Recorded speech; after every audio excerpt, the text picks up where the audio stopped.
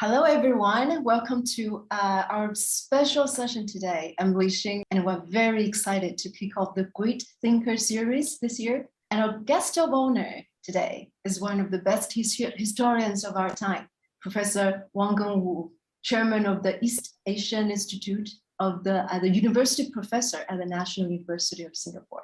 He's also the emeritus professor of the Australian National University and was the vice chancellor of the University of Hong Kong, among many of his titles, but is more known as the expert on Chinese history and the overseas Chinese. So joining Professor Wang today is Ms. Song Bing, the vice president of the Baguan Institute. So Professor Wang, I briefly mentioned in Chinese that you were born in Java, spent your childhood in the multi-ethnic town of Ipoh in Malaysia before heading back to Nanjing for college right after the war.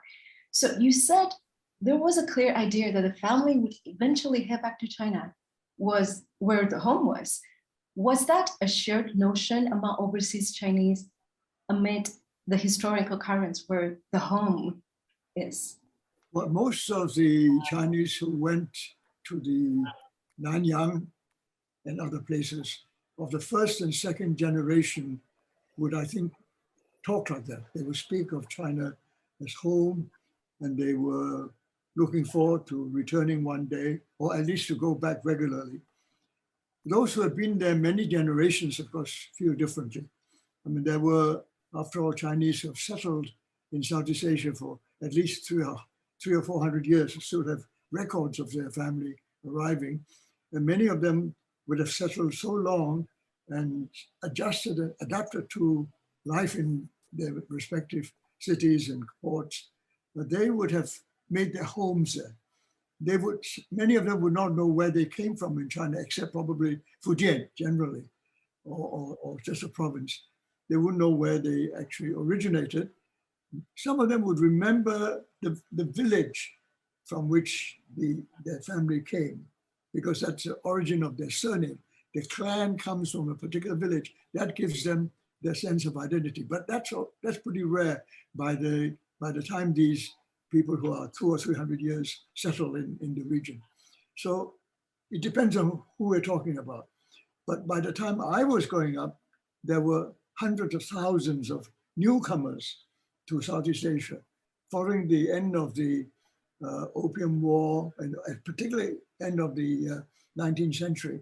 There were large numbers moving out to Southeast Asia.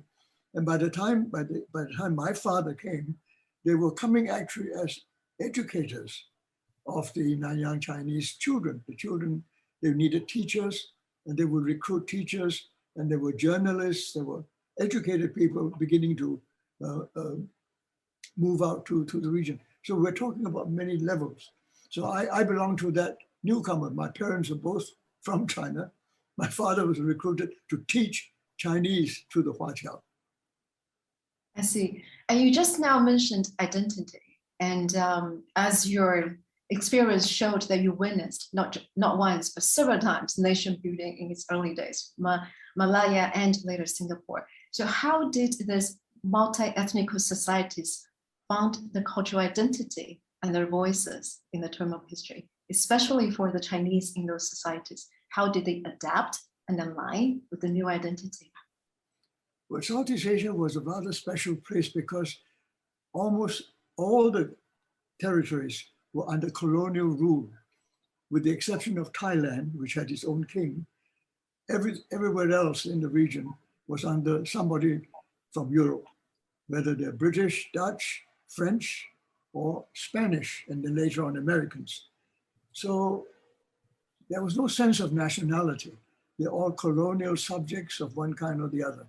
So what they tended to do were to form little communities of Chinese communities among different communities, because the colonial rulers would have brought people from all over, whoever they could recruit to work for them in these colonies, including, of course, the indigenous peoples of those territories. So it was a pretty mixed area. Almost all the port cities of the region were plural societies with many different communities, different religions, different languages, different ethnic origins, and they didn't mix very much.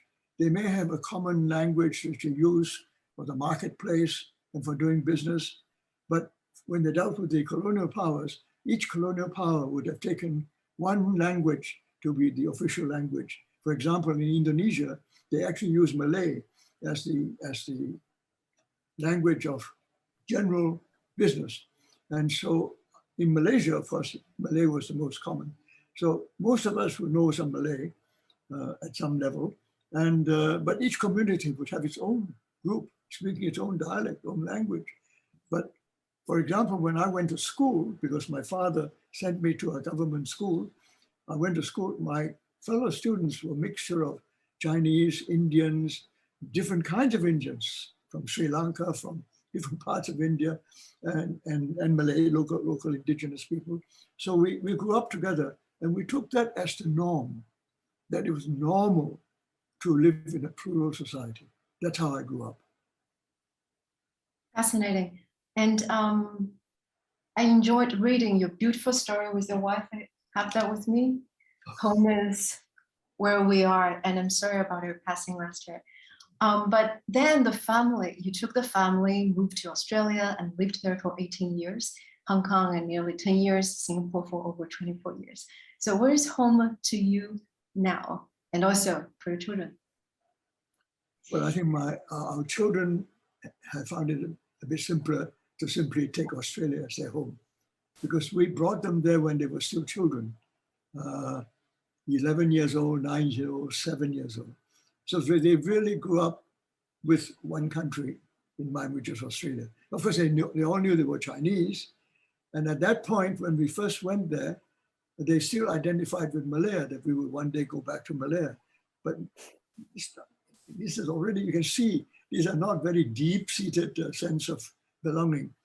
So I think we were having a rather shallow and thin concept of what is a nation or what is a country as a home. So home is therefore the phrase that my wife used when we left Malaysia, that home is where we are, was one way of simplifying our understanding, that wherever we are, that is our home. And it may be in a city, in a country, in an island, wherever, or particularly for me, and I think in the end, my whole family, identified with the university world, the campuses that I worked in.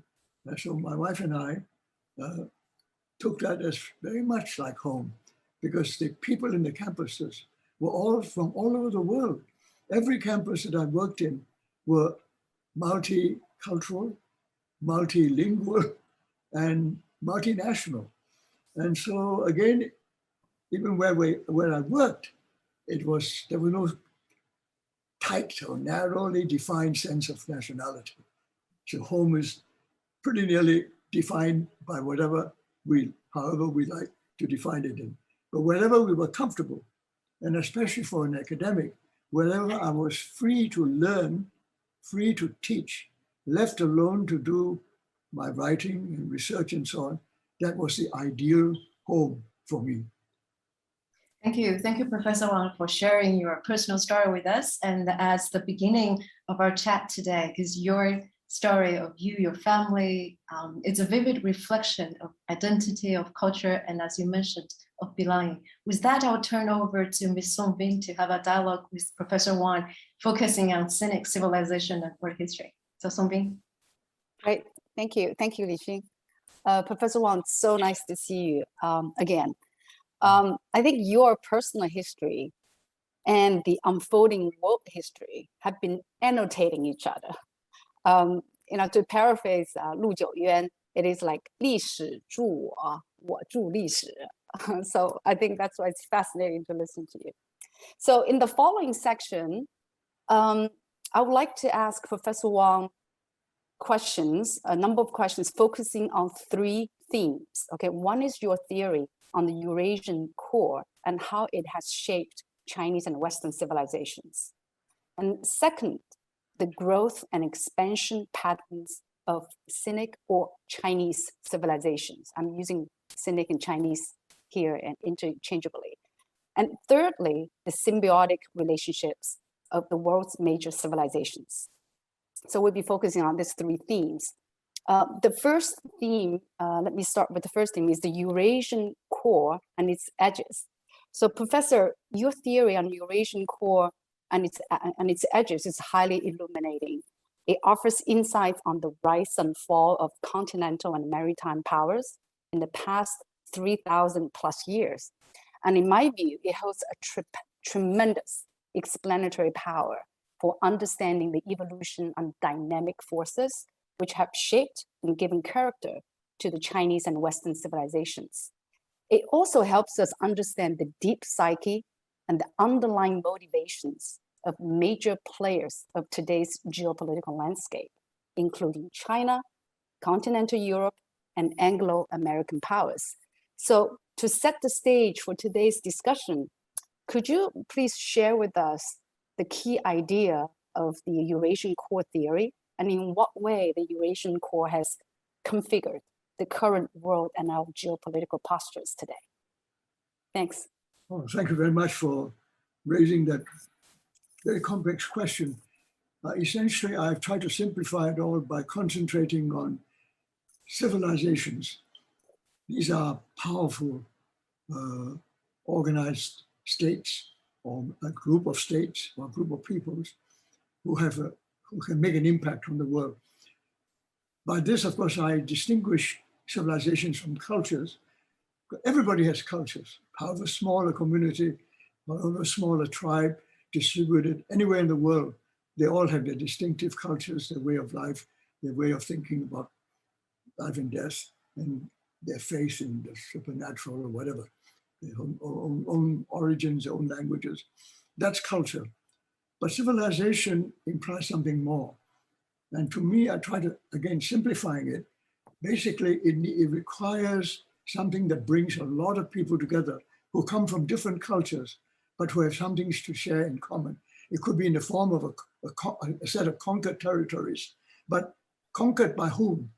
Conquered by people who are settled, maybe with major cities, not necessarily, but at least large urban concentrations, and with the capacity to build a state. And to do all that, they require themselves to be literate.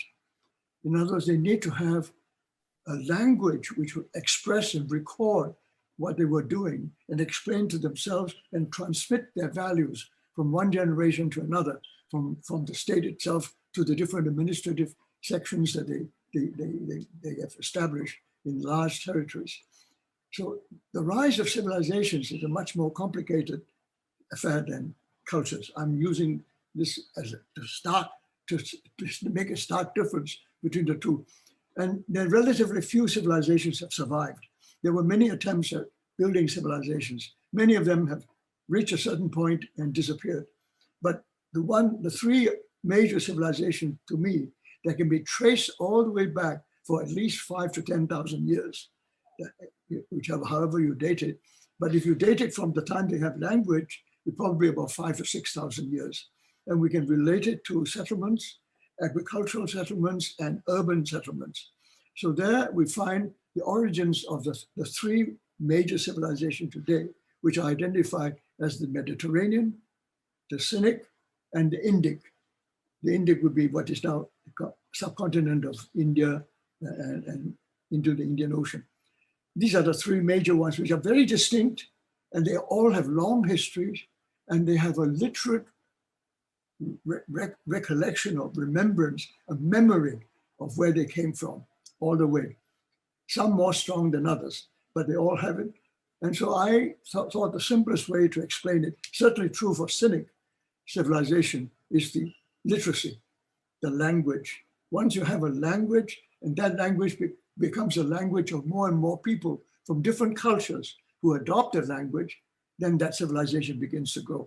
And once it starts to grow, and it supports a powerful state, and the state itself supports an economy that continues to develop, there are surpluses, then there are technical and technological advances, and then they become richer, more and more powerful, more capable of ruling over large territories. So in the end, how long you survive as a civilization determines the way you have an impact on world history.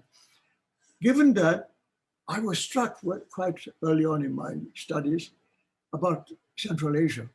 I just found, for example, when I started to learn Chinese history, I learned Chinese history from the south, from the sea. When I was, after all, I was in Malaysia, and I was looking at all the people who I lived with came from Fujian and Guangdong in southern China. But I found that almost all the historical records were about the north. There was very little about the south until the Tang Dynasty. Before that was all about the north. And not only that, almost all the records dealt with the Chinese civilization facing the enemies coming from land. Powerful enemies again and again and again over at least 3,000 or 4,000 years, if not earlier. At least the records show this was a permanent problem for the Chinese. And therefore, that whole civilization, having been developed in the river valleys, and all these civilizations, incidentally, originated in great river valleys. The river valley systems of the Tigris Euphrates in the Middle East, of the Indus and Ganges, in the Indic civilization, and the Yellow River and the Changjiang, Yangtze in the Sinic civilization. They all started there. But you know, almost all of them oriented themselves towards the continent. None of them, at least the Chinese one, did not look very seriously at the sea. They reached the sea and that was fine.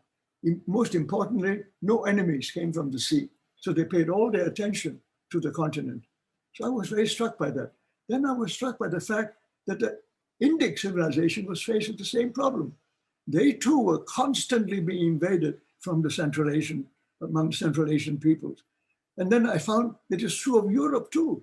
Europe also was being attacked from the Central Asian people moving west into the northern Mediterranean, and some of them moving south to the southern Mediterranean. But they originated, whether they were Indo-European or they were speaking Indo-European languages or Semitic languages, they came from this group of people who came from that Central Asia area. But then I was struck by the fact that the Central Asian people didn't have a written language of their own, did not have what I would have called a civilization. They did not develop a distinct, stable, powerful state of their own with a sustained record of history and so on. But what they did was they were either moving east or moving west or moving south. These were the three main directions. And once I began to be puzzled by this issue, how was it that these people who did not have a powerful state, who did not have a written language, could be so powerful in their own way? I mean, I started in a very simple way by looking at the Mongols. The Mongol Empire was unbelievably powerful, the most powerful continental power ever in history. And they moved in all directions. They moved west all the way to the gates of Vienna. They moved south all the way into the Middle East and reaching the Mediterranean. And they moved east and conquered China. And in fact, they set out to send a navy to Japan. When they found they didn't know anything about ships, but they found that the Chinese had ships. They used the Chinese ships to go to Japan, to Java, and down to the Vietnam coast, to Champa. And so they were amazing. But they came out of the Central Asian place without a written language of their own, which in fact, their script was copied from other people's script. And they only started to keep their record after they became an empire, not before that. So they started without it.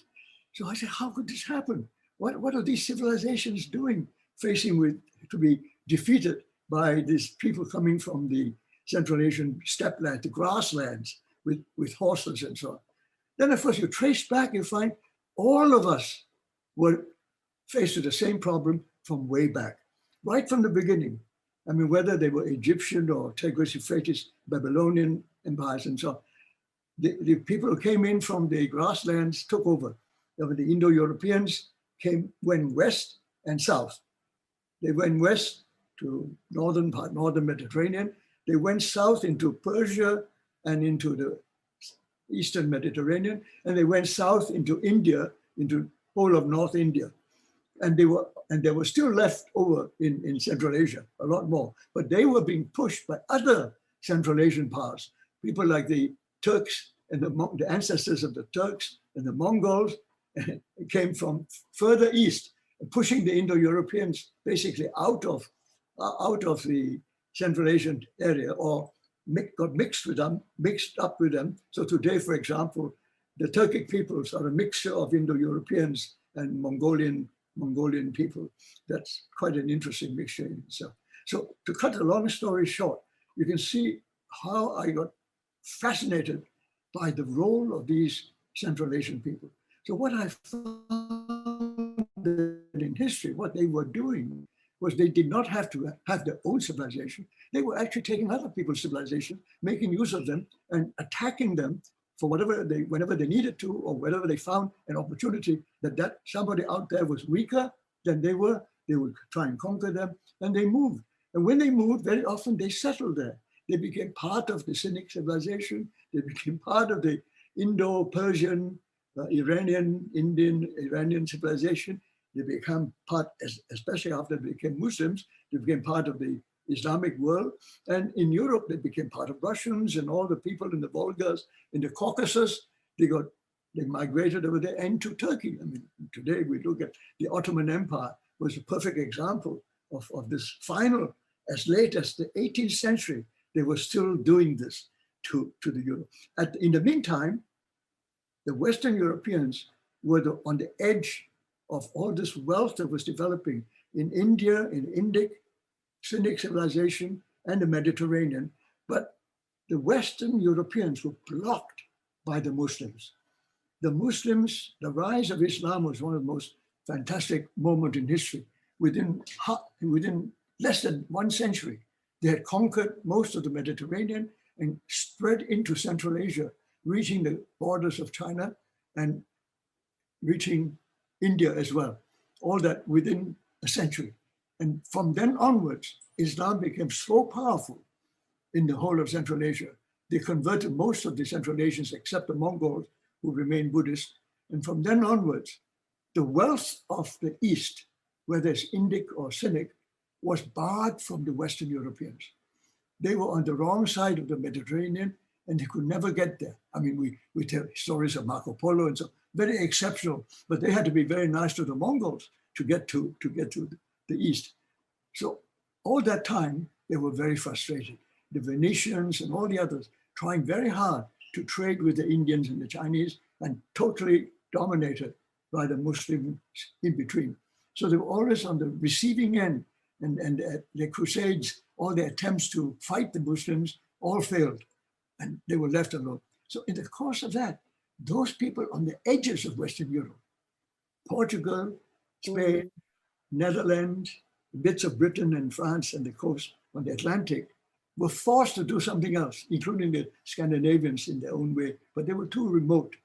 So in the end, it was Portugal and Spain that provided the two great adventurers.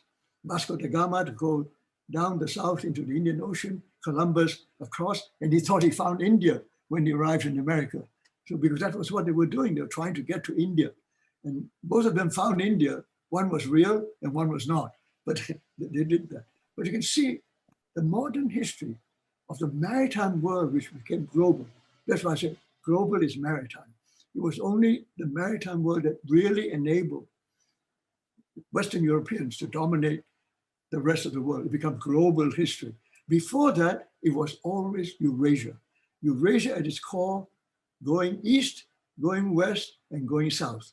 And that was the history of humankind for more than 5,000 or 6,000 years, about recorded history, until about 400 or 500 years ago.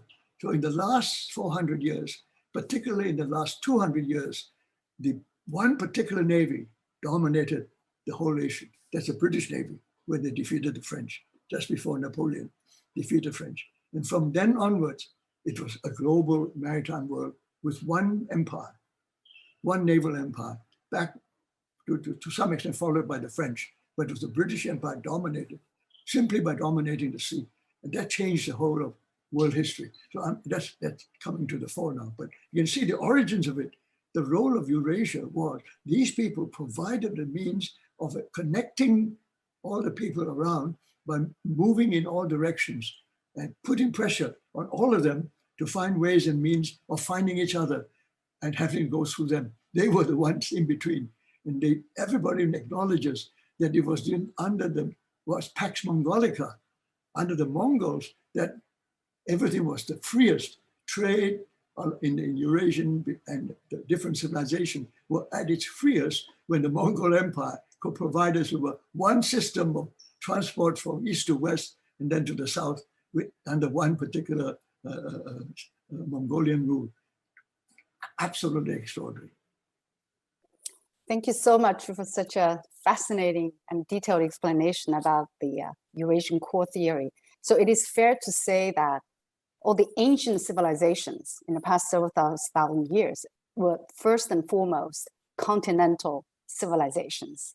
Until maybe about 400 or 500 years ago, the nations at the edges of Europe broke out of that continental mode and then developed this maritime powers, and then completely transformed the current or reconfigured the overall landscape.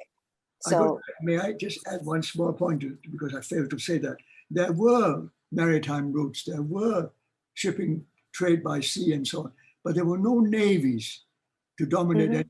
These were merchant ships, and they were on the whole very small scale because it was very dangerous. The ships were not good enough, the oceans were rough, monsoons were much very difficult to predict, and there was a lot of fear and anxiety about going to sea. So there's a limited amount of this maritime trade. Of course, I'm not suggesting that land continental trade was that easy either, because continental trade means you have to fight different people across many, many land borders to bring your trade from one place to the other. Hence the power of these Central Asian tribal people with their mobility and the dominance of the Central Asian routes, the so-called Silk Route that we talk about today.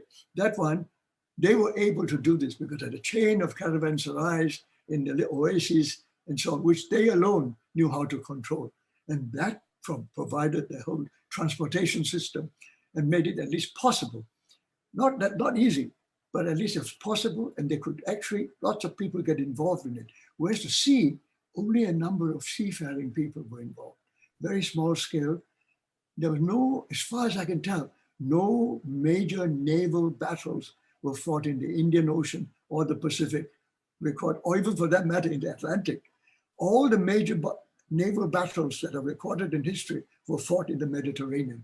That's extraordinary, which is why I say the Mediterranean as a cradle of this global maritime world is a definite major contribution was the history of the Mediterranean.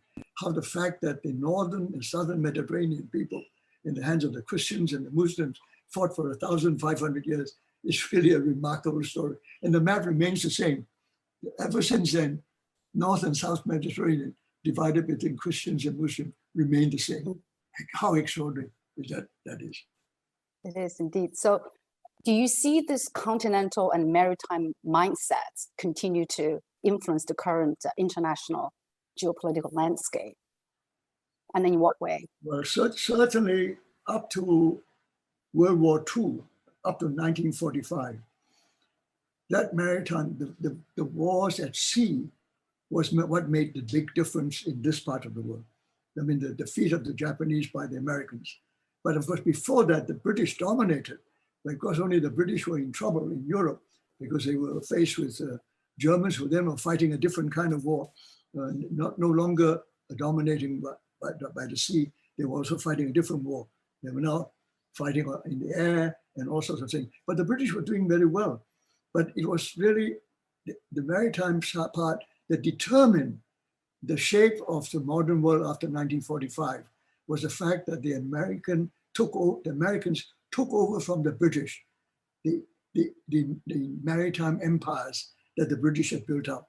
And now the Americans have the power to do that. And this remains true. And if you look at the Cold War, you can say that in some ways it was a continental Soviet Union, primarily continental, and a very powerful maritime Western Europe and America, plus the fact that America had no continental enemies, unlike Europe, and gave them that extra sense of security. They were absolutely, totally in charge of two continents, North and South America, no enemies. And they could put all their energies and efforts into the sea and dominate two oceans. Nobody else had ever done that except the British. And they took over that. And they've done it more successfully than the British. in greater control. But in the meantime, of course, technology has gone further beyond that.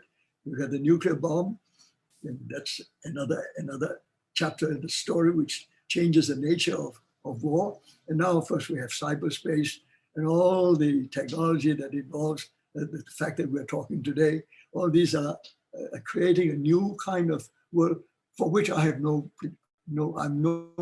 ability to foresee what is going to happen. But until today, the maritime side of the world global economy is still obvious. I mean, the fact that China has succeeded to become the world's number 2 economy is the fact that it turned its economy to the sea. The moment it turned to the sea, joined the maritime global economy, and opened its ports, both to send out their goods to the markets and to bring back resources, natural resources from abroad, they are now in a global world. So for China to turn to the Navy, to the maritime world, is absolutely necessary. It's an existential problem for the Chinese now. If they fail to control their own naval coast, for example, that's the end of their economy. Their ability to operate would be highly diminished if they cannot have access to the sea, to the open seas. Thank you. You really make clear the strategic importance of some of the initiatives that we're seeing coming out of China. I think it's in the interest of time, I think we should move on to the next theme now. I'm sure the audience will have a lot more questions. The second theme we'd like to focus on is actually growth and expansion patterns of the Chinese civilization. Professor, you're famed for your groundbreaking work on overseas Chinese or Chinese diaspora and have shaped and credentialized this important area of study. Your works on patterns of population shifts in China and Chinese immigrants to the Southeast Asia also offer insights on how the Chinese civilization and culture have spread in the Asian region and the patterns of civilizational growth and expansion. So here I have a cluster of big questions on this theme. Who are Chinese? 中国人，中国人到底是指什么？ And then what is China? 什么是中国？ And then what is Chinese nation? 中华民族。 What is 中华民族？ And then another set of related question is, Chinese migrants to Southeast Asia started as early as Song Dynasty. What were the major patterns of such migration and why? What modes of thinking shaped the growth and expansion patterns of the Chinese civilization? All large questions. You can write 5 books on that.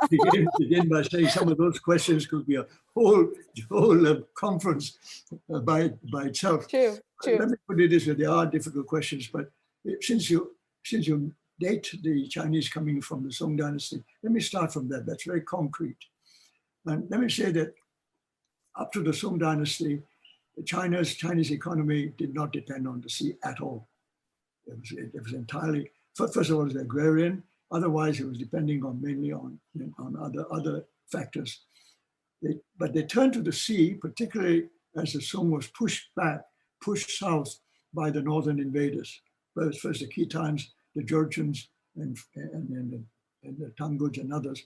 And they had to defend themselves by seeking revenues from other means. And they started to trade with Southeast Asia more and more. And that was quite successful. But the dependence on the maritime trade grew. And when the Mongols conquered China, but even though there was that trade, it was never strong enough to make the Song Dynasty any more than a little kingdom in the context of Chinese history. It wasn't an empire. The Southern Song was really a remnant of a Han group of people who had a little kingdom of their own, and they defended it as best they could, but in the end, they completely failed. And the whole of China was conquered by the Mongols. But the Mongols, unlike the Chinese, actually have a link with the Middle East on the overland. And now they find that those Arabs and the Persians were trading with China by sea. The Mongols encouraged that. So it was under the Mongols that the trade began to grow, with Arabs and Persians coming more and more to China and the Chinese moving out into the Indian Ocean. It was because of that that we did later on, after the Mongols, we had people like Zheng He. I mean, that's really followed through from what I would say was the Mongol expansion and have a global picture of the Indian Ocean as being part of a major transportation route for trading purposes. So the trade grew at that point. But look at what the Chinese did after the Mongols were defeated.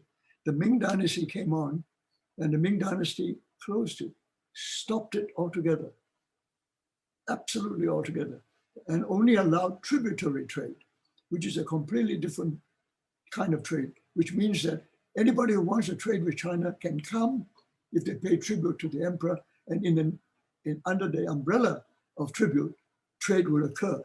And it has basically a very defensive approach towards relations with foreign powers. But that way, they in fact almost stopped, or tried to stop the Chinese from trading overseas. You can only allow foreigners to come to trade. You cannot go out. And that was so for nearly 200 years. Of course, the Chinese merchants in Fujian and Guangdong were very entrepreneurial, and they found other means of getting out, but they were all illegal. And the Ming Dynasty did nothing to protect them. They were all, as far as they were concerned, it was an illegal and criminal act to leave the country without permission. In that context, Chinese did not go out to Southeast Asia as any kind of purposeful way. They went out there to trade, but if they could not get back, it was because if they came back, they would be punished. So many of them did settle. They would marry local women and they would be assimilated. Most of them just became a part of the local populations over the centuries. So there was really no Chinese community as such, except probably Muslim Chinese, because the Muslim Chinese, under the Mongols, there were Muslims, children of the Arabs and Persians and others, Central Asians, and many of them went to settle in Southeast Asia. It was not until, I would say, the end of the Ming Dynasty, with the rise of private traders like Guo Xingye, Zheng Chenggong, really from his father, Zheng Zhelong, and they were trading with Japan, and the Europeans by that time had arrived. The Portuguese had arrived, Spanish had arrived in the Philippines, the Portuguese had Macau, and then Chinese began to join in, and the Chinese Ming government began to lose control over that and did not control very rigidly. So that flourished, but it became, again, a private business, not recognized by the government. Zheng Chenggong was not an official was not supposed to be doing all these things, but he built his little empire, naval empire, because the Ming Dynasty was too weak anyway. And then, of course, they tried to fight against the Qing, and they lost. And the Qing, when the Manchus conquered China, they took over, in the end, took over Zheng Chenggong's territory in Taiwan as well. In the end, what happened was the Manchus didn't want all these things. They had enough trouble dealing with the southern Chinese in China itself. They didn't want to encourage them to go out and have relations with foreigners. And they just want to limit themselves to just the foreigners coming to trade. Macau remained very, very important just for that purpose. But in the meantime, as Manchus, they were really part of the Central Asian tribal group that I'm talking about. They were dealing with Mongols, both across the whole of the Mongolian plateau, all the way to Xinjiang, and then to Mongols and Turks in Xinjiang, all the way to what is now Afghanistan and so on. These are the remnants of the Mongols. The Mongols and Turks became one people, and those who became Muslims became Turks. Those who remained Buddhists were Mongols, but they're actually basically the same kind of people. And as you know, that you see, the Central Asian story becomes very powerful and alive again, drawing the Europeans in, the Russians in, the British are coming in from India into Xinjiang and into Tibet. The Russians are coming right across to Siberia. Again, Central Asia becomes a focus of tremendous attention. And the Qing from China was pushing back and taking territory. To defend itself, they had to control all the Mongol tribes including all the way up to Xinjiang, and also control the Turks and the Muslims. So again, the Central Asia was actually a focus on major wars during that period. But the major trade developments, economic development, was actually coming by sea.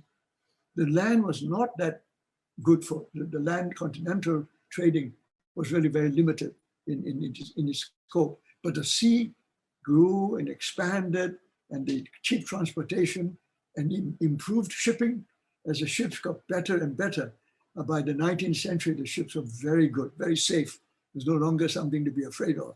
And once you open up, again from the Mediterranean, the Suez Canal from Europe into the Indian Ocean completely changed the nature of the trade. In that context, the Chinese overseas really came out.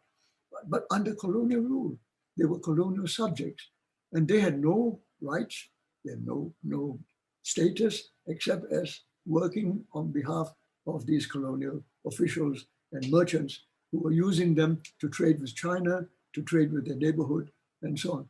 So in that context, the Chinese who went out there had no sense of identity. First of all, these Fujian and Guangdong people never identified with the Manchus. The Southerners were the least respectful to the Qing, to the Manchu people. The Northerners were a little bit more polite, but the Southerners really hated them and didn't want to have anything to do with them. And similarly, the Qing dynasty couldn't care for them.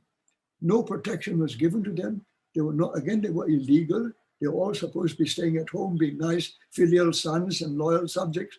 They're not supposed to go abroad. So no government to protect them.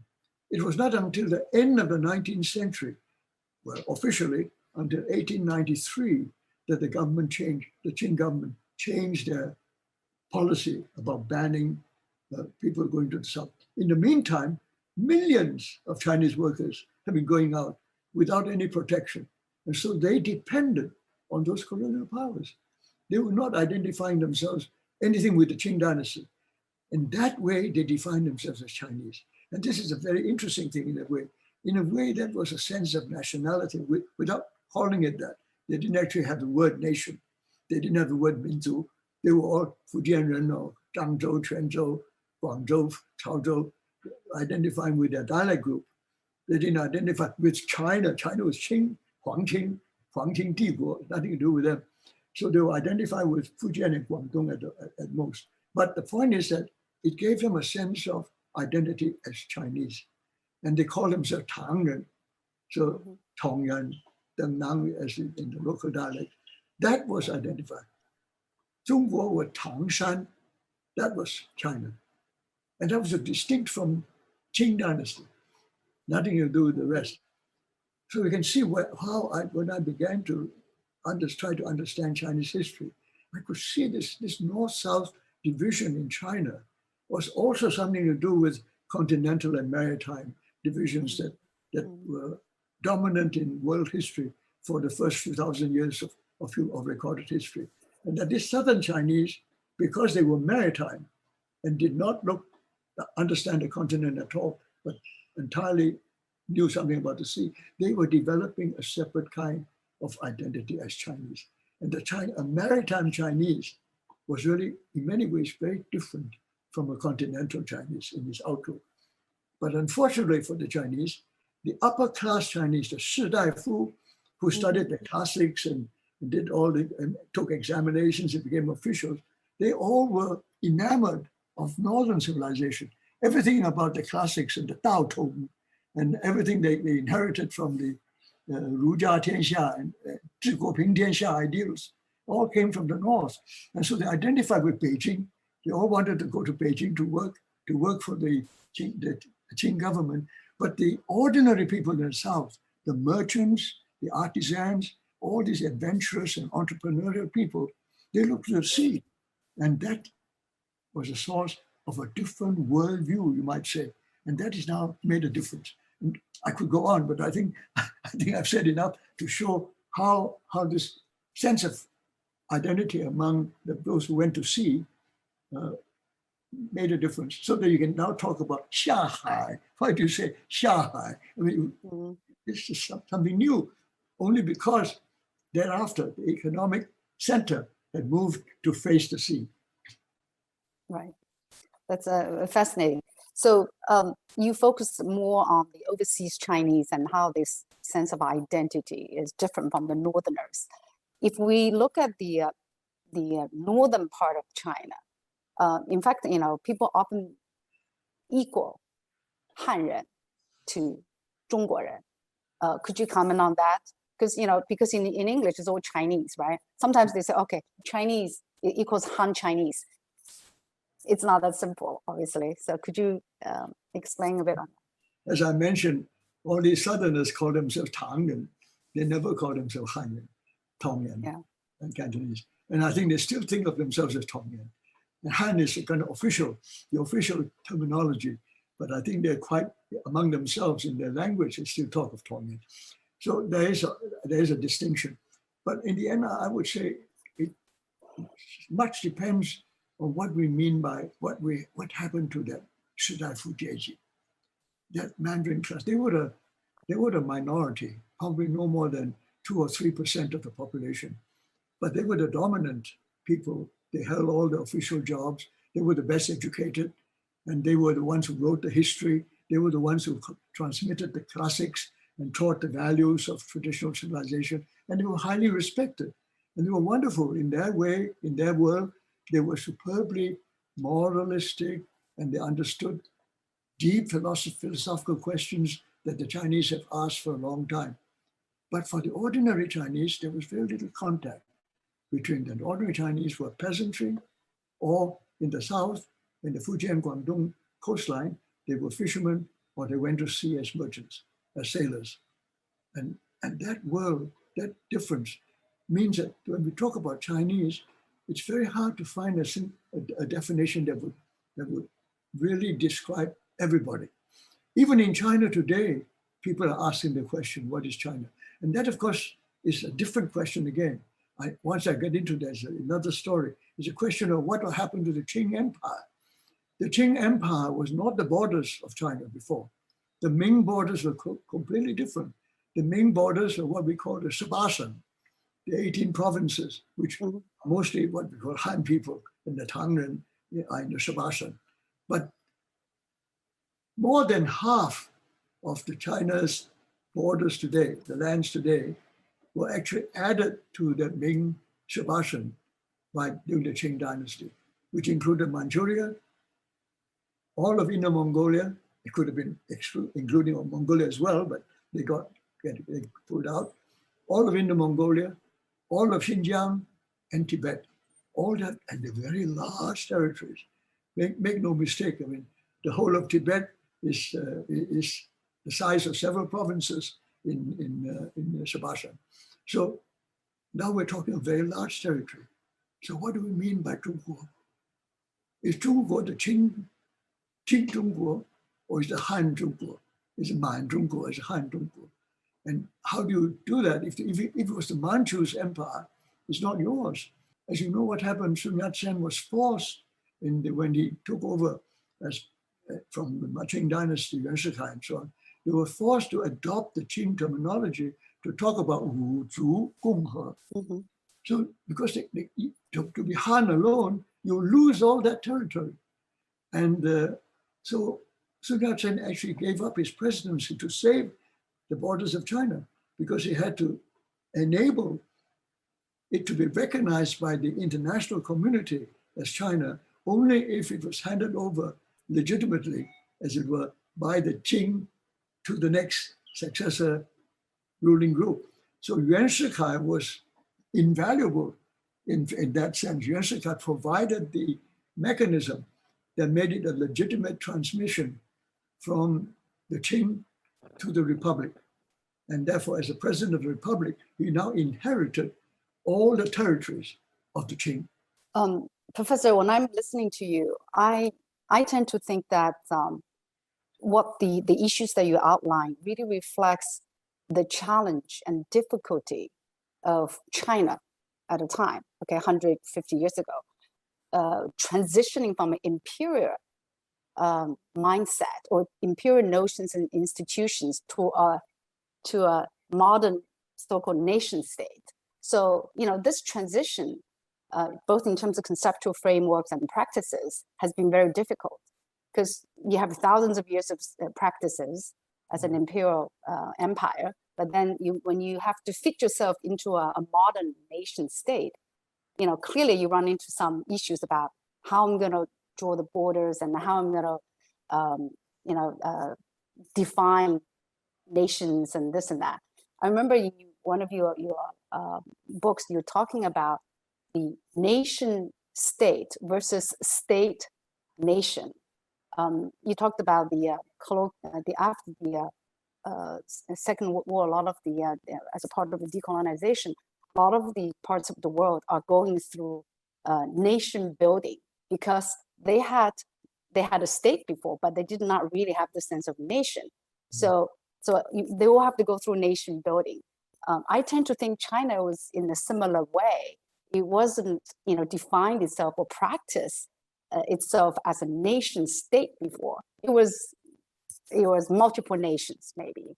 And then if you want to fit into the contemporary regime, international order, and then you have to picture yourself and then define yourself as a nation state. So that's why you're also going through, China was also going through the nation building process, similar to other countries. You have identified the problem. There are two sides to the problem, however, which to me is very interesting. That the first side that you mentioned is correct. Many states were left behind by the colonial powers, which are not nations. They were just left with borders, which are drawn by the colonial powers. Then within those borders are miscellaneous peoples, and they somehow have to make all these peoples feel that they belong to one nation. So that's the nation building part. So that part, of course, you're quite right. China has got that kind of problem. But there's a second part of the problem, second side of the problem, and that is, what is an empire? We take for granted that empire is as defined by the West, but the Western Empire is actually based on the Roman Empire. That was the classic empire. And the nature of the Roman Empire, and we can go into Roman history to find the nature from the Roman Republic to the Roman Empire, and you can shape the way the Roman Empire developed, how it expanded, shrunk, changed, and then even became the Holy Roman Empire, became the Catholic Church kind of based empire, as opposed to the Orthodox Church in the Eastern Byzantium. I mean, that kind of separation, the Roman Empire was conceived in a very different sort of way, linked up in the end from Roman Empire to the Holy Roman Empire, a sense of unity based on history as well as religion and a deep sense of cultural identity. The Chinese Empire never went through anything like that at all. The Chinese Empire, maybe under Han Dynasty, you can see some resemblance to the Roman Empire. But after the Han Dynasty, what happened? After the Jin, Wu Hu Luan Hua, then you had your northern and southern dynasties. The northern dynasties were not even Chinese. They were all Xianbei, or the Toba Turks, Xianbei, and they became, but what made them Chinese? What made them Chinese was to come back to civilization was Chinese language. They adopted the Chinese language. They ran the country along the lines that were developed by the Chinese from the Shangzhou period down to the Chunqiu Zhanguo to Qin Han. They adopted all that, and from then onwards, they ran China the way the Chinese had practiced it. But the ruling elites were not Han Chinese, particularly in Beizhou. All the Beizhou people all the Wuhu, they came from all over. In fact, they came from Manchuria, Mongolia, Xinjiang, and Tibet. All came as the Wuhu into northern China. So already the question was there. So what kind of empire emerged from that? It was nothing like the Roman Empire. It was nothing like the empires that we talk about today, the British Empire or the French Empire, which are really national empires. See, that is a difference. In the 19th century, the Europeans had developed the idea, deliberately or not, a national empire. The East India Company, British one, became the British Empire. The Dutch one became the Dutch Empire. The French had their own too and became the French Empire. Before that, they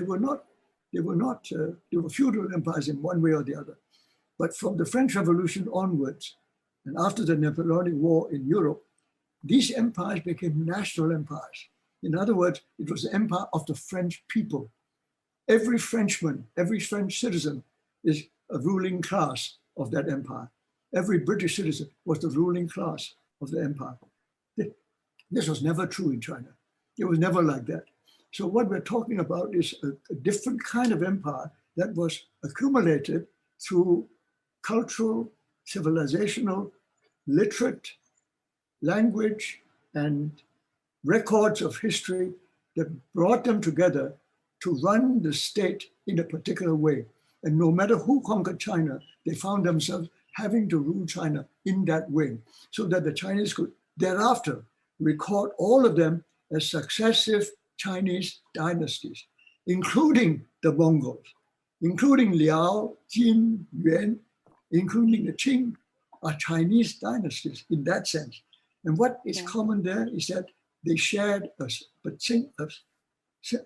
single way of running the parts of China that was Han China, based on the heritage of our Chinese historical records, all the way from Shiji Hanshu down to Mingshi. In fact, now that's why they still want to write Qingshi. Up to now, they're still waiting to write Qingshi, to publish a Qingshi, because then they have the complete story. But that complete story is based on this civilizational record in one language and in a set of records kept under the whole section in the Siku Tuanshu, under the section called Shi. It's not just history. Shi means everything that is recorded for that dynasty or in that period. And that's a continual record from, Zhou, at least Zhou Gong, Wenwu Zhou Gong, down to the present. And if the Kuomintang and the Chinese Communist Party can link up that whole story, then of course this becomes a continuous story. And then we're talking about a different kind of empire. And that kind of empire doesn't have to end up the same way as the other empires. When the British Empire ended, all the British had to go home to Britain. The Manchu Empire didn't do that. The Manchus didn't go back to Manchuria. Most of the Manchus stayed somewhere or other in China, and those in Manchuria have become Chinese. So it's a different story. So how can we talk about empire as if they're the same thing? So you cannot say the decolonization process that the West experienced when all the British and the French had to go home did not happen in China. It's not like that at all. I mean, as it turned out, today most Manchus are Chinese. Most Mongols have become Chinese. So it is going on, but it is something that is separate, different from the idea of empire that the West have inherited. And once you recognize there's a difference, then the story of this empire does not have to end with exactly the same story as nation and nation building. It can build its own nation in its own way, following its own tradition, and take into account that heritage of the Tianxia that they had established from way back from the Shangzhou period. Yep. So how I understand is the Chinese identity is about cultural values, is about the language. So it's not along the ethnic lines in any way. So that's kind of what you were also talking about as well. And then clearly the Chinese nation, it's sort of a multi-ethnic group essentially. It is not just Han. So that's how I understand the lessons from the history that you just outlined. Okay, so let's move on to the last theme. The last theme is about symbiotic relationship among civilizations. Samuel Huntington sounded the alarm of the clash of civilizations in the early 1990s. He was of the view that all future conflicts would occur at the boundaries between different cultures and civilizations. He specifically singled out Islamic and Chinese civilizations as the two largest threats to the Western civilization. We will not dwell on the merits of his arguments today, because this is not our focus. I would like to draw out the other side of the narratives, i.e., how different civilizations inspired and learned from each other, and the symbiotic relationships among different cultures in human history. we would probably all agree that the spirit of seeking commonality while respecting the differences is sorely lacking in today's geopolitics. So highlighting the narratives of civilizational symbiotic relationship is to ensure that humanity learn good lessons from its past. So here, Professor Wang, can you share some examples of how different civilizations nurtured and inspired each other, and how civilizations survived and thrived in a symbiotic relationship? I think my starting point has always been that civilizations don't correspond to political borders. And once you take away the idea of political borders, even that idea that the borders of civilization, the idea that there's a border between one civilization and another is a false one, because it's always linked to political borders as people see it normally. So once you start with the proposition that civilizations don't have political borders, they have different kinds of borders. That borders about how one set of morality, one set of religion becomes another set of religion, which is the dominant one, and so on. There are other kinds of borders which involve cultural values, religions, involves languages and other institutions and so on. That is true, but it's not political borders. That's number one. Number two is that when civilizations come in contact, as in Eurasia, those people in Central Asia didn't have their own distinctive civilization as such. They had different cultures, but they borrowed and took the civilization and they mixed them together and they brought them, they transported them back and forth as they moved. When they moved back and forth, they brought with them whatever they learned from the other side, so to speak. And then what you find is that, I give you a specific example, the best example that I know from China's experience, and that is Buddhism. The Buddhism is the best example that I know. I think there are others other people can. Islam is another one in a different form.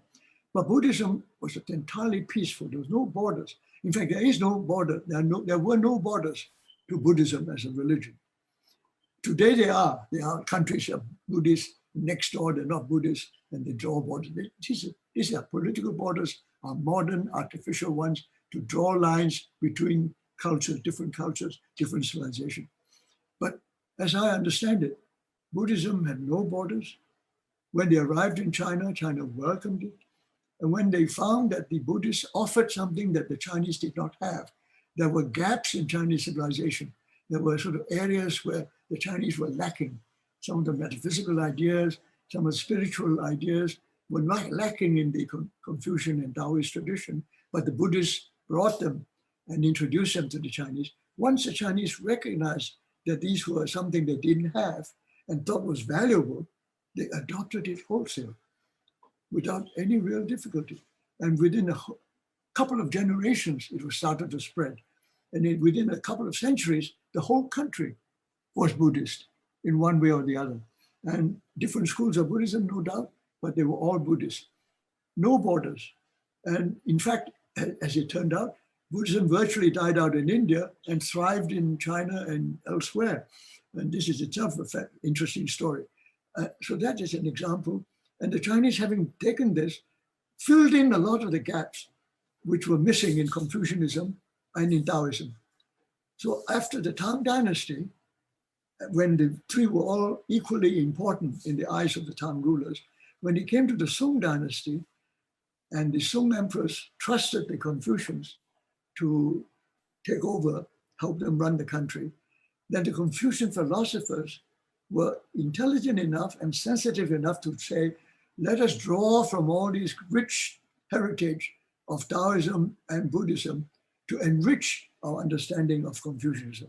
And they reinterpreted so much of Confucius by using Taoist and Buddhist concepts and ideals to better understand and give further depth and improve its spiritual nature and therefore you produce people like your Zhu Xi and Lu Jiuyuan and all and right down to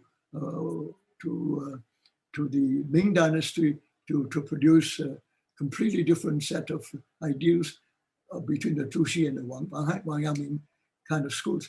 All these were Confucians adopting new ideas to try and enrich it. But what happened was, and this is where the state comes in, the state found it useful to take one part of this Confucian debate and turn it into the official ideology of the state, making it the basis of the examinations, making it the only way in which you become a high official of the Ming Dynasty, and in fact, in that way, corrupted that whole process altogether.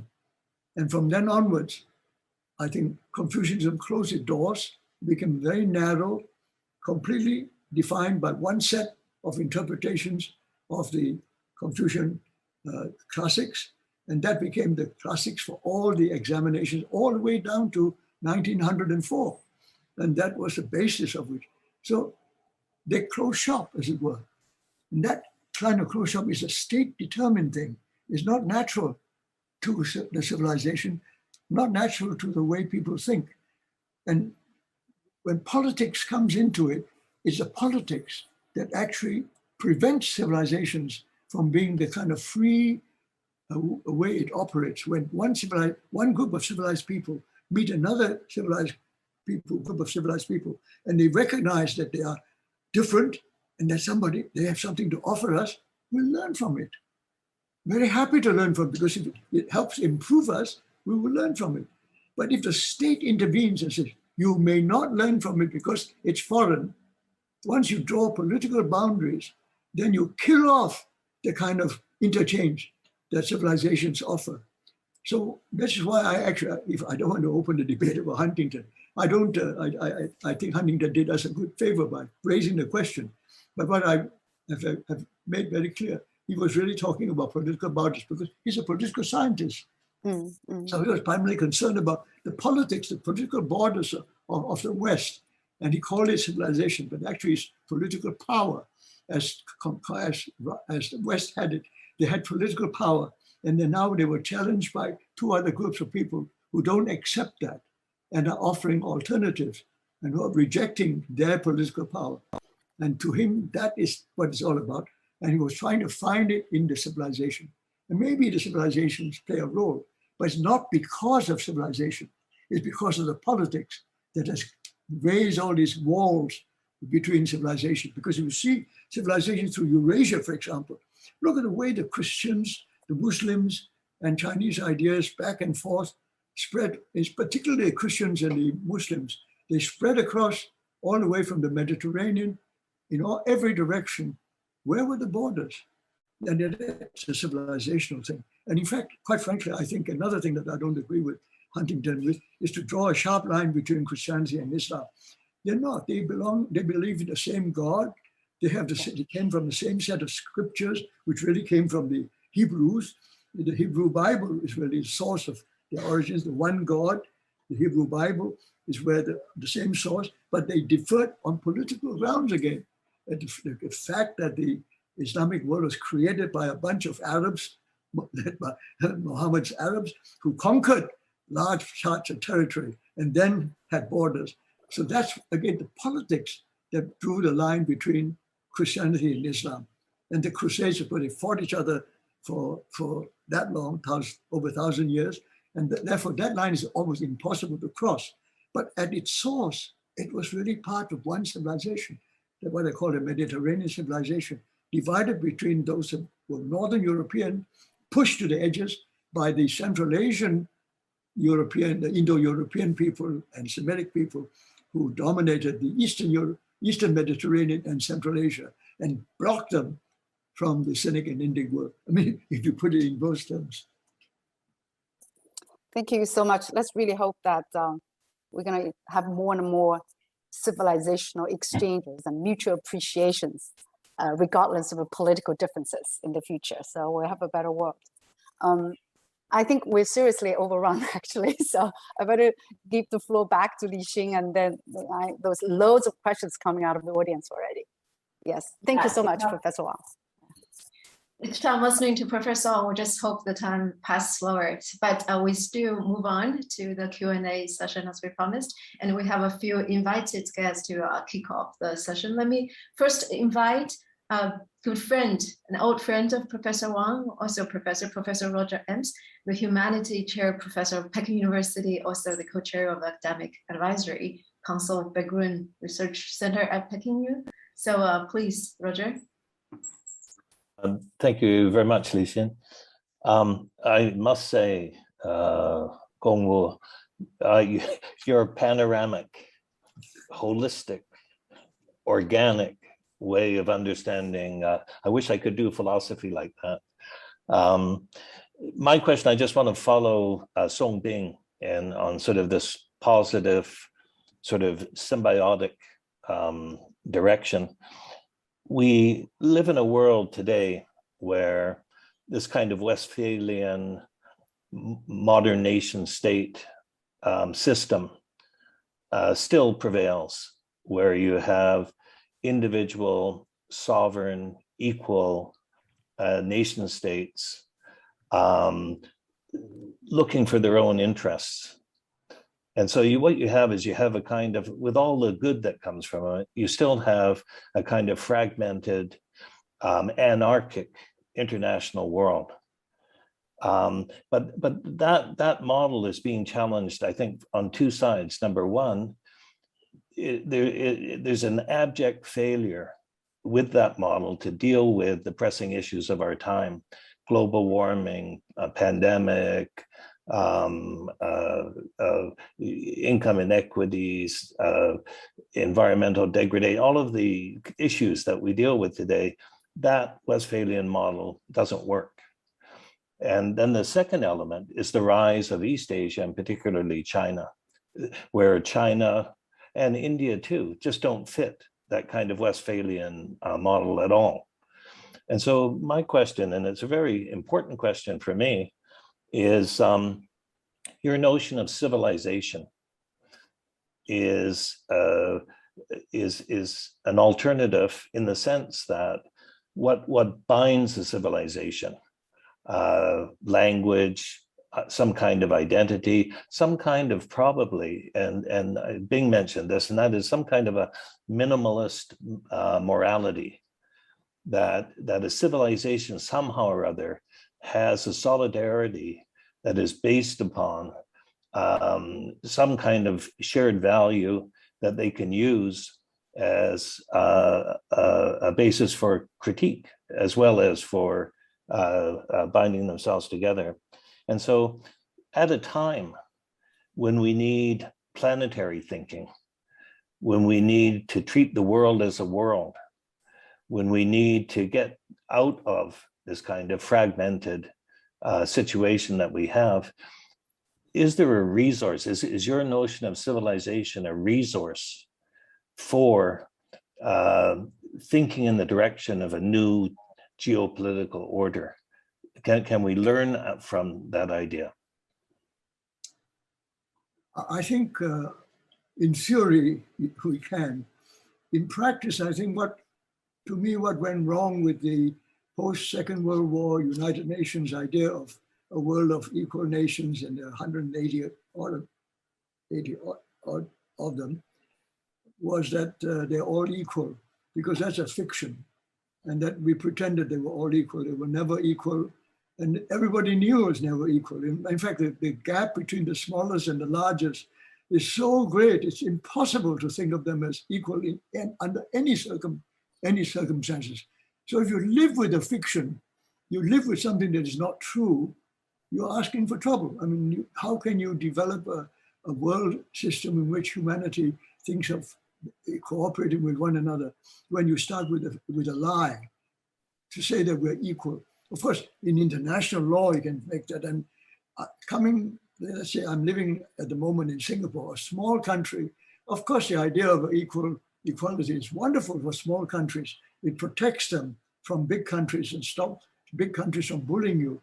So this is a machinery, a tool to defend yourself against others. So all the small countries have benefited from this idea, hence the chaos in the United Nations, because they're all joining in and saying that we're equal. But the trouble is that there are at least 4 or 5 nations in the world that are so big, it doesn't fit. I mean, to call them nations in the first place is a misnomer. In that way, although United States is a nation, it probably is 50 nations in the eyes of some others. But China also has a problem. India has always been 50 nations or more. I mean, there's never been one nation. So they're used to it. At least the Indians are accustomed to being many. The Chinese are not so accustomed, but even the Chinese have been a bit more accustomed. And they've been accustomed for thousands of years.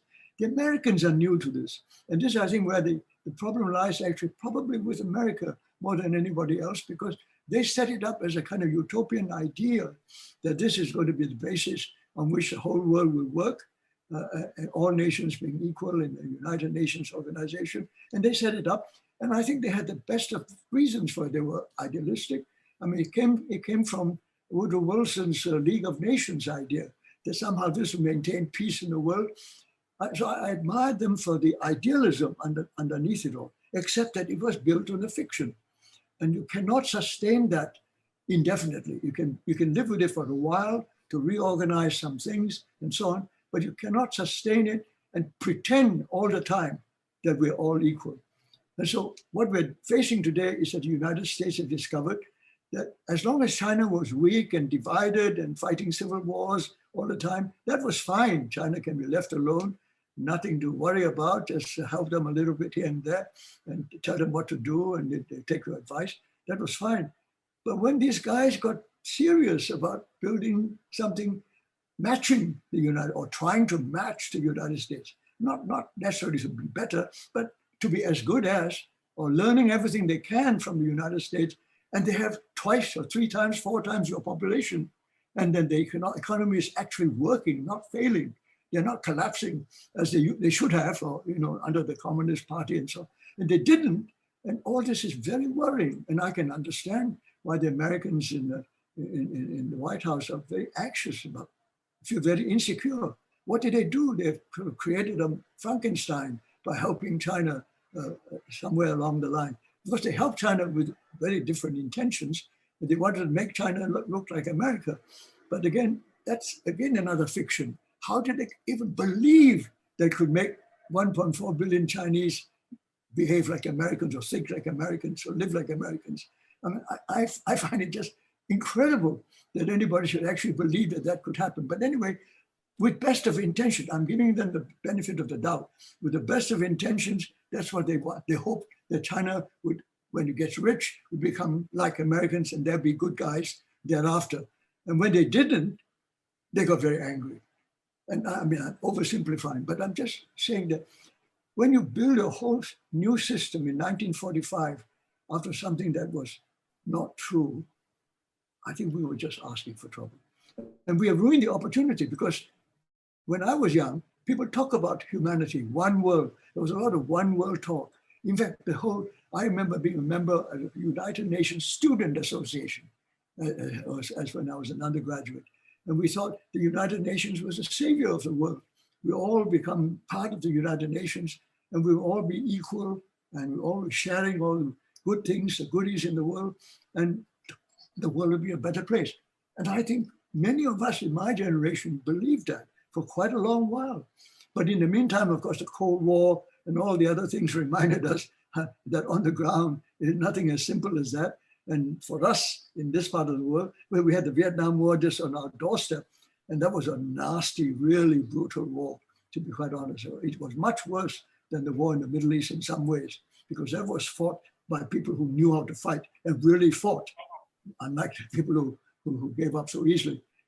In Vietnam, they really fought bitterly, not only with them against the allies, but among themselves, among the Vietnamese. It was such a brutal war. And we were in the neighborhood watching this as a young lecturer in the university. I was watching this with great alarm, because all those ideals that we shared at the beginning were all seemed very hollow. This is just fighting for dominance, for absolute power, for control. It's either you or us, no compromise. So in the end, the Americans had to pull out.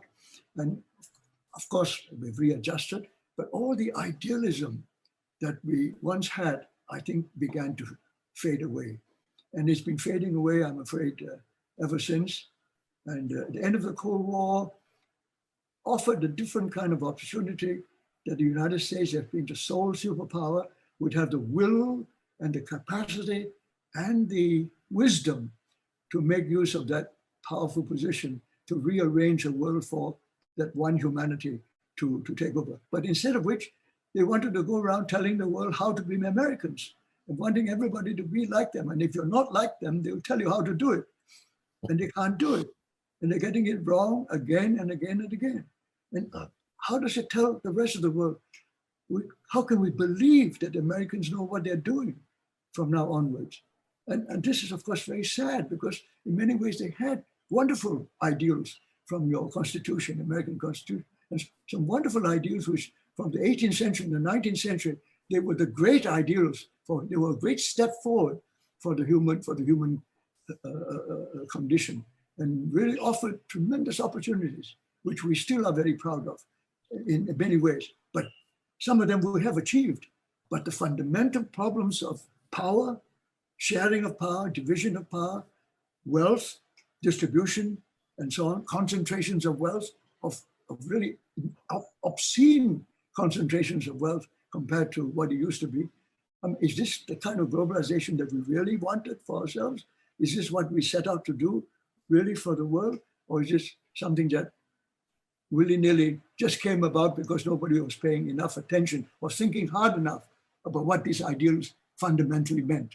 And I think this is a sad and, to me, a very tragic development. Thank you. Thank you, Professor Wang. And as always, I found historians actually offer better explanations to current affairs.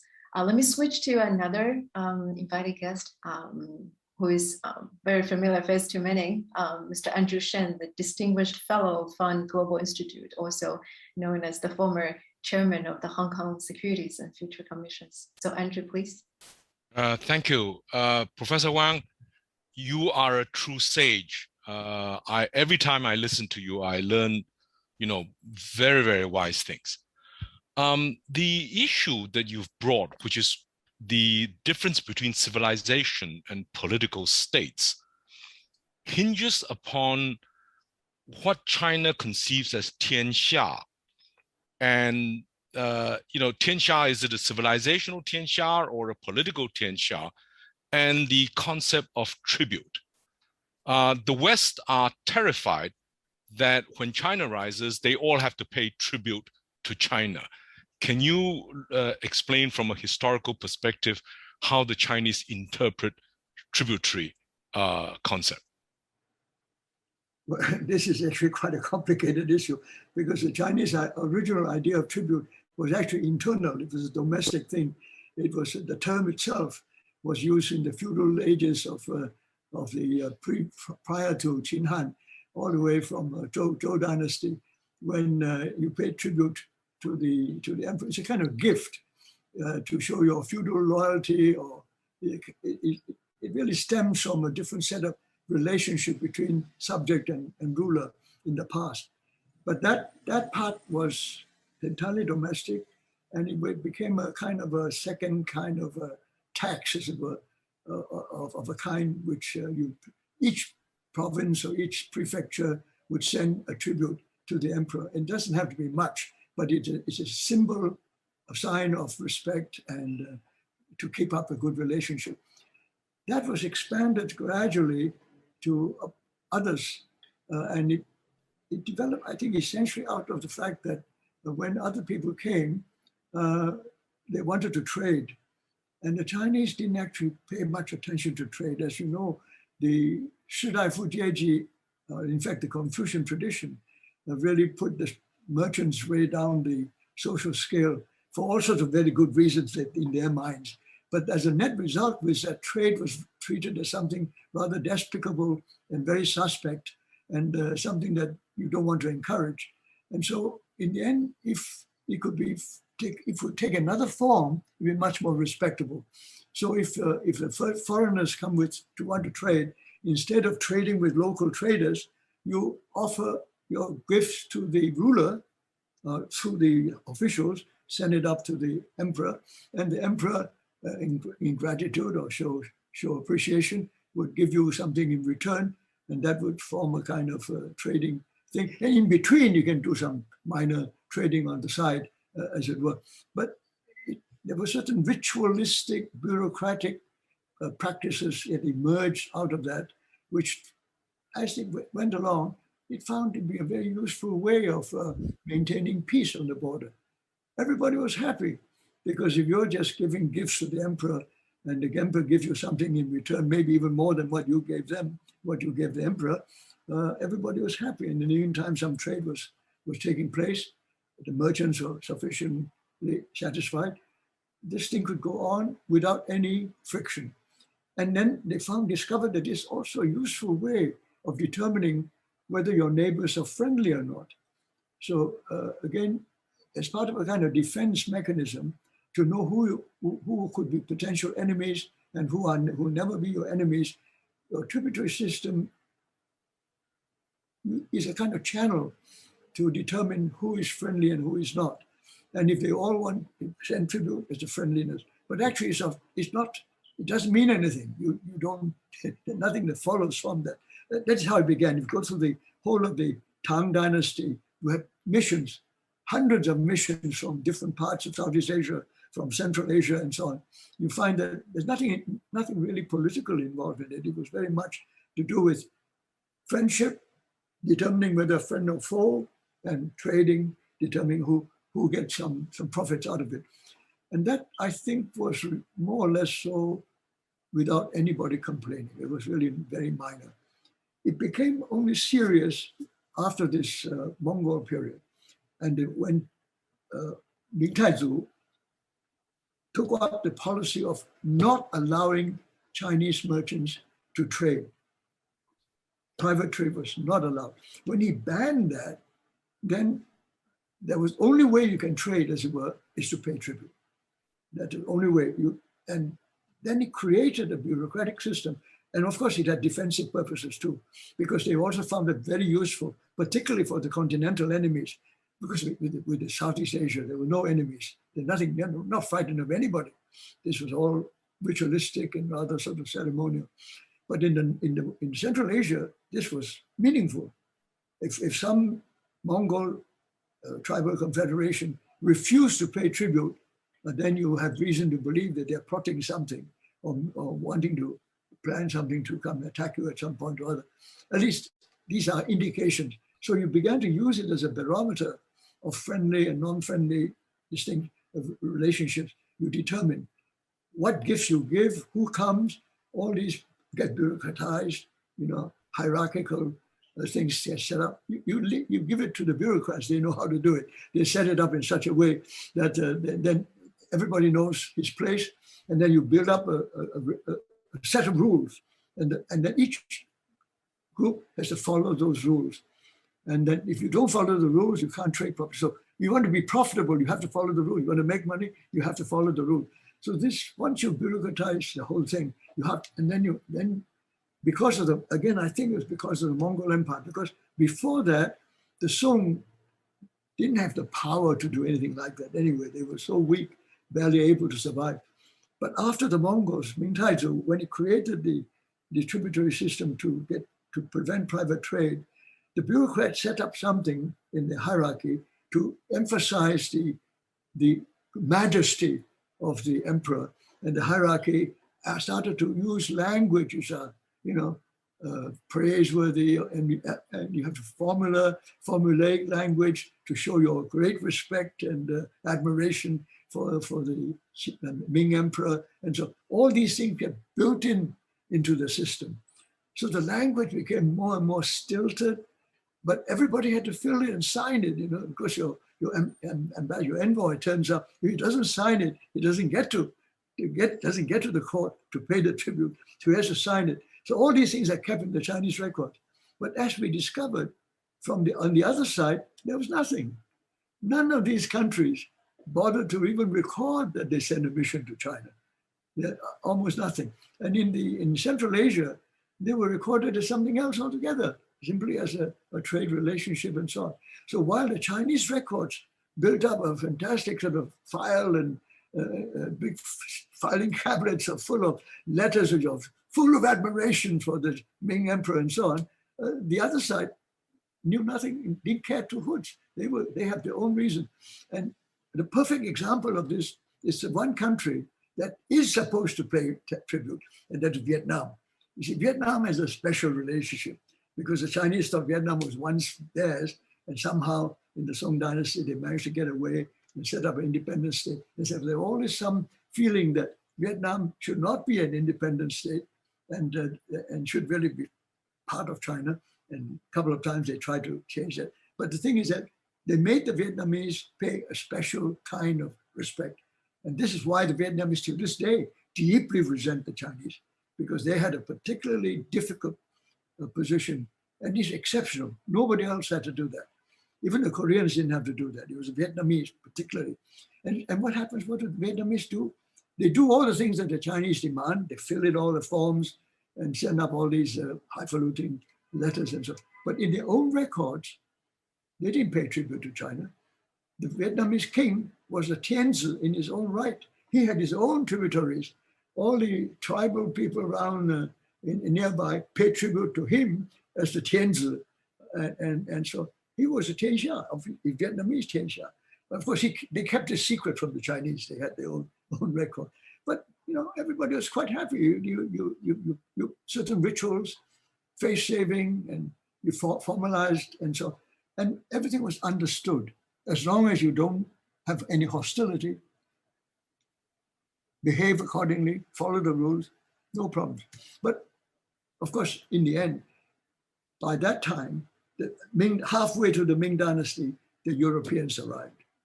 And once the Portuguese arrived, the Spanish and the Philippines, the Dutch arrived, then the problem becomes different. What is the sense of tribute? Now we go back to the Roman Empire again. The Roman Empire tribute is somewhat different.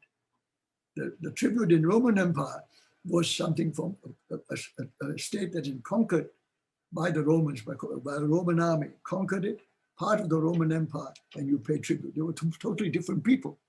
It's not like Chinese domestic tribute in the past within the empire. This is colonial paying tribute. So the term itself, the Europeans saw this is not right. From the very beginning, you might say, the very using the same words, like using the word empire, meaning the Roman Empire, using the word tribute, meaning what was happening in the Roman Empire. All these cause a lot of uncertainty, insecurity, but it's a reluctance to accept it. I mean, even then, when the Dutch really wanted to trade with China, they were willing to pay tribute. They paid tribute if they wanted to, but except that in that case, the Chinese didn't want them. They say, all you people have to go to Macau. Everything has to go to Macau because we're given the sort of contract to the Portuguese in Macau to deal with all of you foreigners, and you have to go to Macau. So the Dutch couldn't do it because the Portuguese knew if they gave the Dutch an inch, they'd take a mile, and they put all sorts of obstacles there. So the Dutch had to find other ways of getting to China by using the Chinese in Southeast Asia. They use the Chinese in Southeast Asia because so many of them, they use the Chinese, particularly the Fujian, who further away from Macau. They can go to Xiamen and Zhangzhou and Fuzhou and so on, particularly Hokkiens. And they become, as you saw, the Babas, the Peranakans, grew out of that Dutch special privilege for Chinese merchants in Dutch territories to trade with China on their behalf. And this worked very well. Both sides benefited greatly. And they did try to set a base in Taiwan. They actually took southern Taiwan, had Fort Zeelandia in Holland in Taiwan, and they were driven out by Zheng Chenggung, driven out. And then they tried various means, and so did the Portuguese. But Portuguese were fine. They had Macau. The Spanish tried, also had some problems, and decided in the end, Spain and Portugal, the two kings came together, and Spain was using Macau in a much more friendly way. But they would not trust the Dutch because they were not Catholics. I mean, at least the Spanish and the Portuguese had something in common. These Dutch guys didn't even talk about religion. They only wanted to make money, so, but they couldn't be trusted. So you can see all these complications arising out of a completely different set of people coming in and then interpreting it in a way which, in fact, the locals never bothered. I mean, I've been looking for sources in Southeast Asian languages about paying tribute to China. There's none. They don't talk about it. I mean, in fact, the only ones we found very clear are the Malay states like Kedah, Kelantan, Terengganu, sending the bunga mas to Thailand, to Bangkok. And that was regarded as a kind of tribute, the bunga mas, the golden flower. But again, a kind of symbolic sign of respect in accepting your particular authority. And that's one that is recorded. But there is no record that I have seen of any of these indigenous countries on their records that they send tribute to China in any political sense. Sure, Professor Wang. I think I'm asking this question probably on behalf of many people. It's about Afghanistan. People say Afghanistan is the graveyard for imperial powers. For the Soviet Union was there for 10 years, and then the United States was there for 20 years, and then of course they all ended in failure. So from your Eurasian core theory point of view, can you share your insights on the role of Afghanistan in the history, in shaping the history? Well, there's so much history of that part of the world. I was always very struck by the fact that Alexander got there. I mean, this is way back when I was catching up on my European history, that Alexander's armies got as far as Afghanistan and into India, a bit of India as well, if you use modern boundaries. And that before that, the people who ran Afghanistan, many of them were descended from people who are Indo-European languages, speakers of Indo-European language, related to Iranian, to Persian, or related to other languages in Central Asia. Some have disappeared now, but some have passed on and merged into Persian and into Hindi, into Indian languages, as they're all related. I mean, the Sanskrit and the Persian branches of the Indo-European languages of the Central Asian part. And all of that involved Afghanistan in one way or the other. I mean, either passing through southwards or northwards. I mean, when the Muslims took over Persia, took over the Sassanid Empire, and they took over, they went through Afghanistan into Central Asia. When the Buddhists went through, they went to Afghanistan into China. I mean, in fact, when I remember as a young student, when they discovered a lot of the so-called Indian Buddhists were not Indians at all. They were actually from Bactria or Parthia and from Kushan Empire, which is really based on roughly where West Pakistan and Afghanistan is, somewhere between Kabul and Peshawar or Rawalpindi, or Islamabad, somewhere in that area. So this is where it was. I mean, as you know, those beautiful two Buddhist Buddhas that have been destroyed, that's part of it all. And this is mind-boggling. I mean, the Indo-European peoples, the Indo-European speakers anyway, they came out of Central Asia. That was a crucial part where they branched off into India or into Iran, and both ways, and then Iran into India. And when the Mongols and the Turks came in later on under the Mughals as Muslims, they came through again through that way. But as I said, to go back, Alexander went that far. That was the whole idea of Alexandrian Empire, was to take over everything from the Iranians, from the Persians. That's what the Greeks were about, defeat those Persians who have been threatening them for a long time. They pushed back and they pushed all the way. Of course, Alexander died, he was too young. So he was succeeded by one of his generals, but in the end they pulled back. But the fact is that they got there long enough to leave actually quite a lot of Greek relics and Greek ideas in architecture, in art, and so on, in that part of the world. It is really quite extraordinary. So it was a kind of meeting place for the three civilizations: the Mediterranean pushing eastwards, the Chinese pushing the various Mongol, Turks, and others out, and the Indo-European ones getting into India. When they settled in India after the end of the Indus Valley civilization, and all of North India was peopled by these people who are speaking Sanskrit and Prakrit and the languages which became Hindi today. That again came through those areas. So when we look at that point of view, from that point of view, I would say there are two great hubs for Central Asia to penetrate into the other areas. One, the other is the Caucasus, the Volga the Volga Delta, from Caspian Sea onwards into the Caucasus, into the Mediterranean, and the Afghan part into the whole of. Two civilizations were actually at the mercy of these Central European powers. And for China, it was, the Dunhuang. That was their route into China. And of course, they made use of that too, except in the case of China, because of the Chinese empire, that Tianxia of theirs, they managed to develop a sufficiently strong defense system with sufficient continuity, to come back to continuity, to make that more and more difficult, until in the end, it was almost impossible for them to come across. It was the Han Chinese together with the Manchus and the Mongols on the other side to keep the Muslims out. And that became firm. It's quite remarkable that Muslim, after the Battle of Talas, after that, the Muslim never went much beyond that. From the middle of Xinjiang, Muslim on one side and non-Muslim on the other.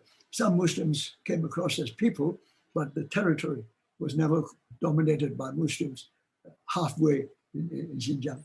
And at least that's a sign of the unity and the successful defense system that the Chinese, together with Manchus and Mongols, who were Buddhists, non-Muslims, managed to preserve, as it were, from the tremendous force that was coming from the West.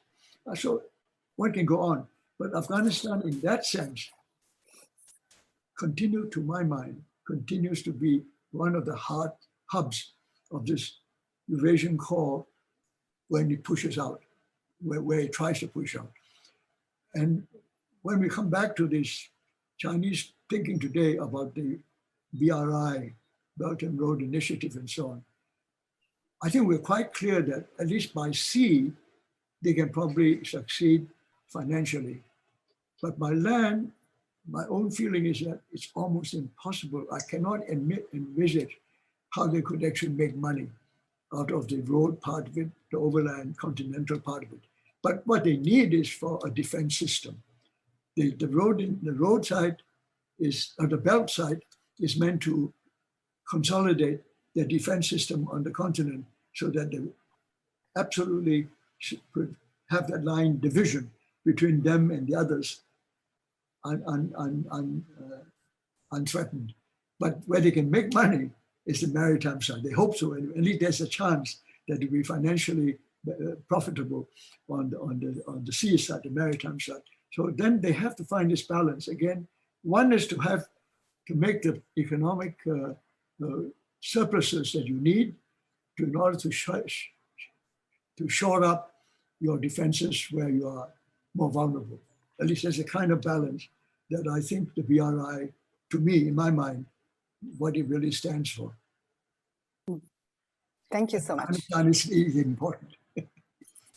Indeed. We have actually a lot of questions regarding BRI, but like this or other questions, but you'll notice that most of the questions are touched upon in Professor Wang's answers, in his elaboration, his narrative, and his framework. So we're running out of time and we shouldn't keep you for too long, but we started with Professor Wang's home. We want to end with another question that brings our dialogue to his kitchen. So one very fun question is, what are some of the more interesting examples of food exchange in the very vivid glimpse of the civilization exchange? For example, chili pepper are key ingredients in Sichuan cuisine, but they're originally from the Americas. And you can tell I'm Sichuanese, you call that haijiao from overseas, chili from overseas. And the words for tea in Russian and in English differ because exchanges with the speakers of different Chinese dialects. So do you, Professor, know any other similar but lesser known examples, especially in this region? Where food is concerned, they're definitely borderless. They move depending on what you like. What I think really is astonishing to me, I mean, I come from Southeast Asia. Andrew would understand what I'm saying. Astonishing to me is how successful the durian has been in Beijing.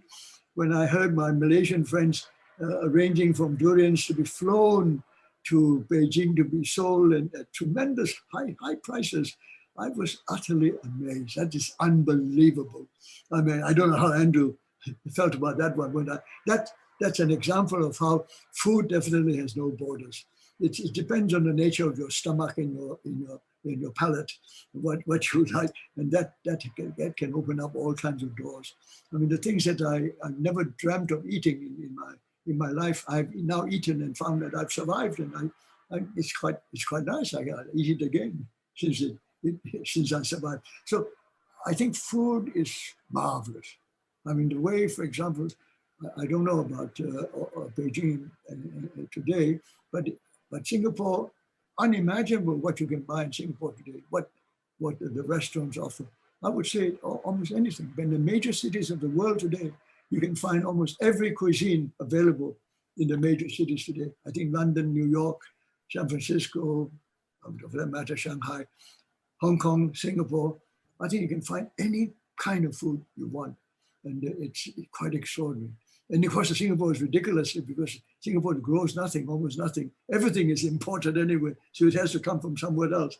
So how else, if not borderless food?